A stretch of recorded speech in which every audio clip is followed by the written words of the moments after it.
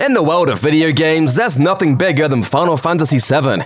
The original PlayStation title propelled Japanese role-playing games into the American mainstream and helped found the cinematic storytelling style still used today. Publisher Square Enix hopes lightning will strike twice. In 2020, Final Fantasy VII Remake will complete its 5-year journey to PlayStation 4 consoles. It's been a long time coming, but we have a release date, we have new trailers, we know what's included in the Final Fantasy VII Remake Collector's Editions, and we have a good idea of how combat will work, what Final Fantasy VII's classic characters will look like on modern consoles, and how much material Remake's first installment covers. In fact, we know quite a bit. From delays to new story elements and villains, here's everything you need to know about the wonders that await you in Final Fantasy VII Remake.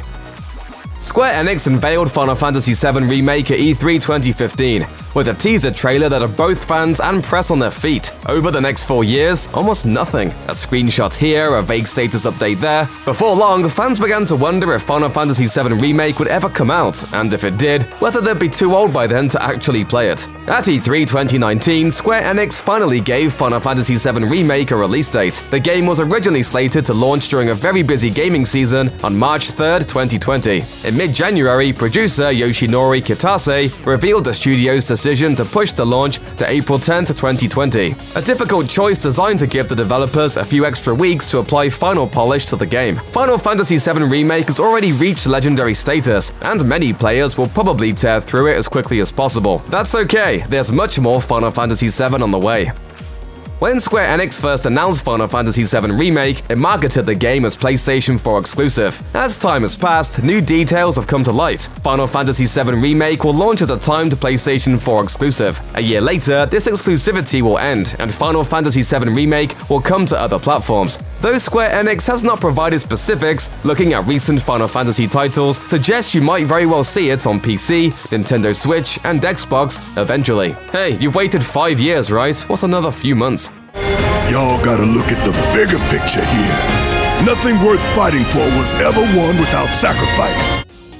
Final Fantasy VII Remake will come in 3 different packages. For $60, you get the game and nothing else. The deluxe edition, the next tier up, isn't too bad. It comes with a Cactuar summon, a fancy art book, a steelbook case of Sephiroth on the front, and a soundtrack CD, all for $80. Also, all versions of the game will get a Chocobo Chick summon if you pre-order. There are also retailer-specific pre-order bonuses like GameStop's exclusive Shinra keycard and collectible tin box, or Amazon's Sephiroth PS4 dynamic theme download. Final Fantasy VII Remake's First Class Edition is a real bank breaker. It'll set you back $330 and includes everything in a deluxe edition, an in-game carbuncle summon, and its major selling point, a Cloud action figure, and a replica of his Hardy Daytona motorcycle. Both pieces are made by PlayArt's Kai, and the Hardy Daytona model is more than a foot long. If you do splurge for the First Class Edition, remember one thing: Final Fantasy VII Remake is only the first of many. If you want a complete set of collector's editions, Square Enix is going to make you pay. So far, all the Final Fantasy VII Remake footage has featured Midgar, which comprises less than 20% of the original game. That's not because Square Enix was playing coy about the other locations. Final Fantasy VII Remake only covers the first part of the original story. Once Cloud and company leave Midgar, the game ends. Don't worry, FF7 Remake has always been planned as a multi-part project. You will get the whole story eventually. Co-directors Tetsuya Nomura and Naoki Hamaguchi and producer Yoshinori Kitase simply had too many ideas to fit them all in one game. They could either cut things, or they could opt for an episodic release structure. They chose the latter, but that doesn't mean Final Fantasy VII Remake will be short. Every installment, including the first one, will be as long as a regular Final Fantasy game. Expect a 30 to 40 hour adventure at a minimum. Final Fantasy VII Remake may not finish the tale, but it will absolutely give you your money's worth. You weren't thinking of leaving Midgar anytime soon, were you?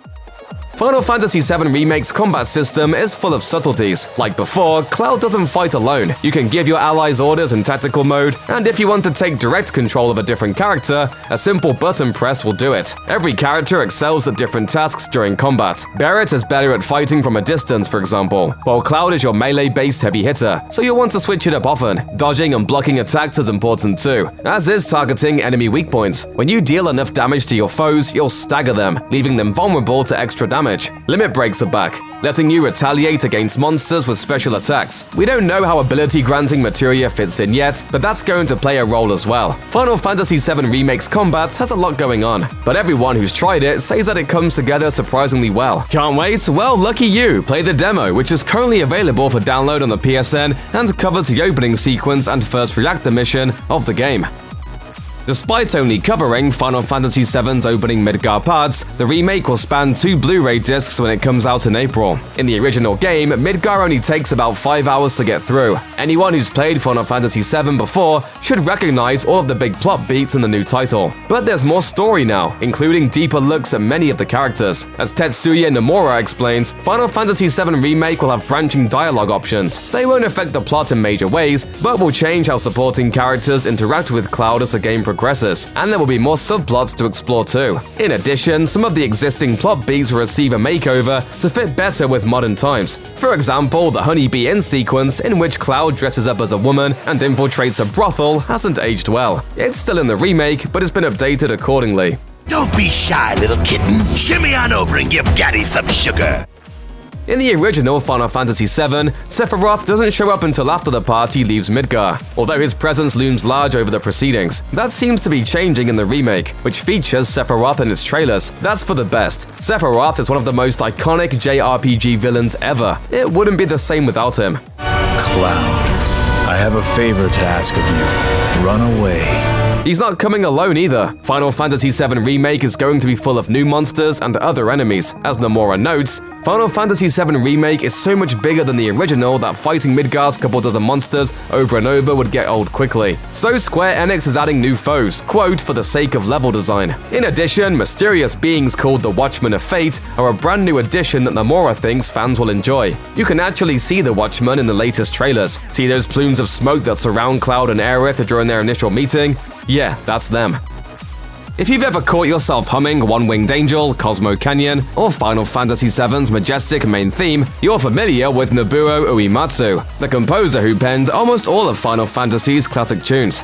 You also understand why it was a huge bummer when Uematsu said that he wasn't involved in Final Fantasy VII Remake. Uematsu's compositions are Final Fantasy VII Soul, and there are 2 Blu-ray discs to fill with new music. It wouldn't be the same without him. Well, good news, Uematsu will be back after all. The musician left Square Enix in 2004, and has been working with the studio on a freelance basis ever since, leaving other people to score much of the Final Fantasy franchise. And he recently announced that he's taking a hiatus to address some health concerns. And yet, Yoshinori Kitase claims that Uematsu will return to provide Midgar's soundtrack once again. For Final Fantasy fans, that's great news, as long as Uematsu really is healthy enough to take care of the job. New music is great, but not at the expense of the man's health. Take care of yourself, Uematsu. We're rooting for you.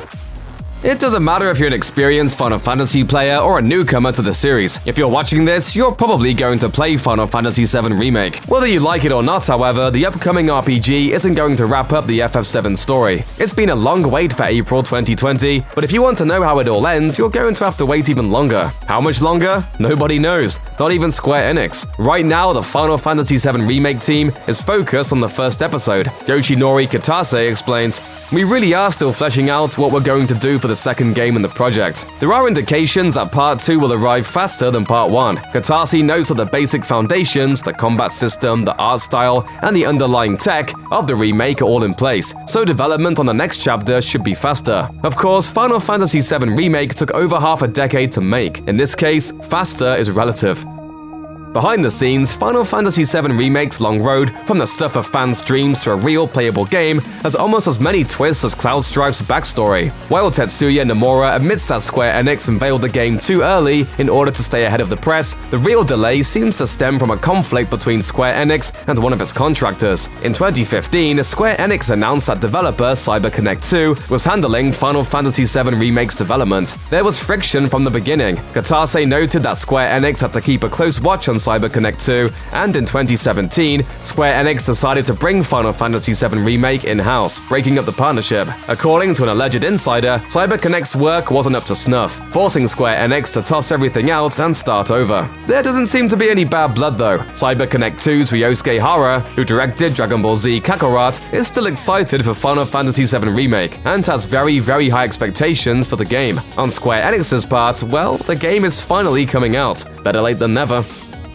Die-hard Final Fantasy fans know that the Final Fantasy VII Saga is bigger than just one game. In addition to the original PlayStation RPG, Final Fantasy VII canon includes 3 spin-off games: Before Crisis, Crisis Core, and Dirge of Cerberus. It also includes 1 feature-length movie, Advent Children, a hour-half-long original anime called Last Order, a short story collection titled On the Way to a Smile, and an illustrated novel named The Kids Are Alright, a Turk side story. Phew, talk about milking an IP. That's a lot of content that won't be covered by Final Fantasy VII Remake, no matter how many episodes end up being made, and no matter how much gil is sunk into the project. However, fans can rejoice at the possibility of seeing some of their favorite side stories play out in beautiful 4K. The Remake team has discussed giving the spin-off some love. In response to a question about a Crisis Core remake, Tetsuya Nomura admitted, "All of us old-timers are considering various developments in regard to what accompanies the remake. If it happens, however, don't hold your breath." Nomura notes that Final Fantasy VII Remake itself is taking everyone's time, and remains the team's priority. Once that's done, nobody really knows what to expect, or when to expect it. Final Fantasy VII Remake will be arriving soon, and Tifa's words here perfectly summarize our hype for it. I'm really glad to have you back, Cloud. Really glad. Check out one of our newest videos right here, plus even more SVG videos about your favorite stuff are coming soon. Subscribe to our YouTube channel and to the bell so you don't miss a single one.